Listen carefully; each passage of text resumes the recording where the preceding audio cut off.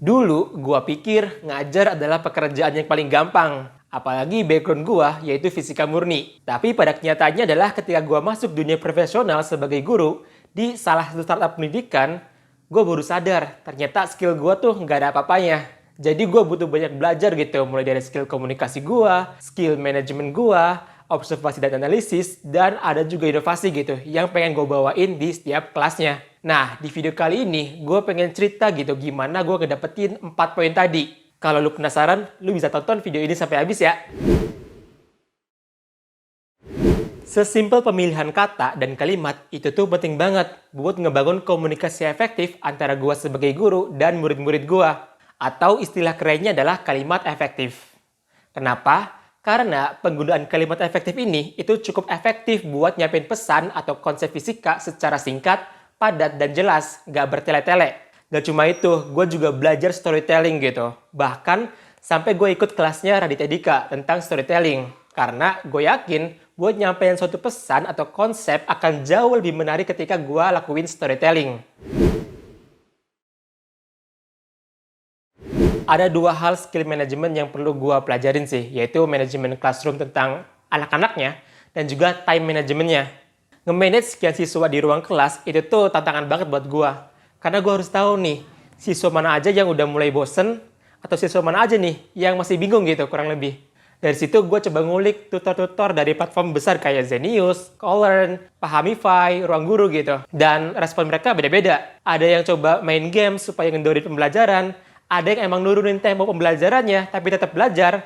Ada juga yang tiap kali ngejelasin konsep, dia tuh langsung nanya ke murid-muridnya kayak, gimana, ada yang bingung nggak? Kayak gitu. Macam-macam dah pokoknya. Nah, kalau gue pribadi, gue tuh kumpulin itu semua, terus jadiin referensi ketika gue mau ngajar. Yang kedua tuh time management. Ini tuh penting juga, karena waktu kita ngajar, ada yang namanya alokasi waktu gitu kan, kayak 2 jam atau 1,5 jam. Gimana caranya? Gue harus bisa ngedesain materi yang gue pengen bawain supaya sampai ke 1,5 jam atau 2 jam gitu. Salah satu kebanggaan gue sebagai guru adalah ketika gue bisa menjelaskan ya konsep yang abstrak gitu di fisika, terus gue bisa sederhanain sedemikian sehingga konsepnya itu jadi konkret dan udah dipahamin sama siswa-siswa. Contoh kasus kayak gini, asas kontinuitas adalah jumlah debit yang masuk sama dengan jumlah debit yang keluar. Itu kan abstrak ya. Nah, buat memperjelas definisi tadi, gue kasih contoh kasusnya kayak gini. Ada 4 pipa, pipa pertama, pipa kedua, 3, dan pipa keempat. Air masuk dari pipa pertama, kemudian keluar di pipa 2, 3, dan pipa 4. Berdasarkan konsep asas kontinuitas yang bilang bahwa jumlah debit yang masuk atau sigma Q in akan sama dengan jumlah debit yang keluar atau sigma Q out. Nah, debit yang masuk itu berasal dari pipa pertama kan?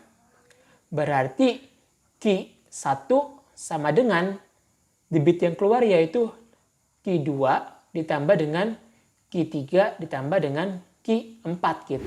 Nah, buat sampai bisa ngejelasin suatu hal yang abstrak jadi suatu hal yang konkret, kita tuh butuh observasi dulu. Kira-kira fenomena apa nih yang kita pengen bawa di ruang kelas? Terus kita analisis bareng di situ. Kalau nggak ada inovasi, jangankan murid, gue sendiri sebagai guru juga bosen gitu. Karena gue harus ngelakuin hal yang terus-terusan. Nah, supaya nggak bosen, gue biasanya coba berinovasi dari media pembelajarannya, terus juga media penyampaiannya. Bahkan gue sampai ngulik nih, kira-kira behavior anak SMA tuh lagi suka apa gitu. Kayak K-pop kah?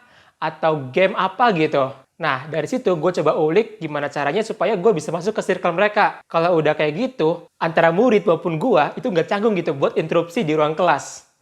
Oke, mungkin cukup sekian dulu ya cerita gue atau opini gue tentang pengalaman gue sebagai guru.